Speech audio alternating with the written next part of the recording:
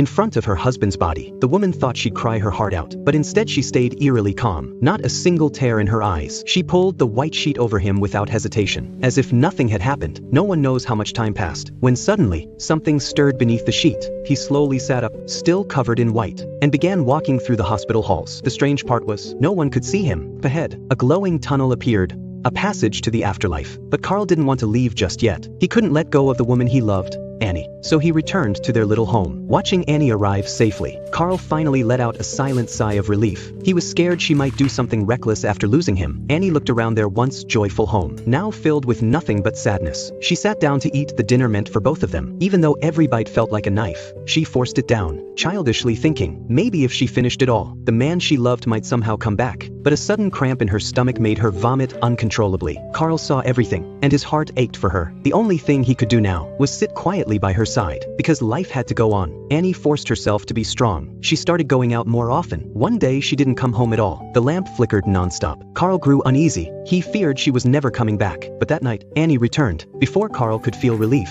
he saw a stranger walk in behind her. Their body language was intimate. Carl had once wished for Annie to move on, but seeing it for real, his anger and jealousy boiled over. Lights in the house began to flicker wildly. Books tumbled from shelves. Annie was already used to the house's strange noises. The next day, Annie wrote something on a piece of paper, slipped it into a crack in the wall, and sealed it shut. Carl instantly realized she was leaving for good. Desperate to know what she wrote, he began frantically scratching at the wall. Annie soon left by car. Carl stood at the window watching, but didn't follow. New owners moved into the house. They redecorated everything. Watching them laugh and live happily, Carl decided they had to go, because the happier they were, the more likely they'd stay. And that meant Annie would never come back. So he smashed a glass on the floor. Terrific. The family packed up and left that very night. Once again, Carl was alone, and regret hit him like a wave. He should have left with Annie. He longed to find her, to know if she was okay. The only clue that might lead him to her was that note hidden in the wall. So he dug at the crack even harder, day after day, until finally, he managed to tear back one tiny corner. But just then,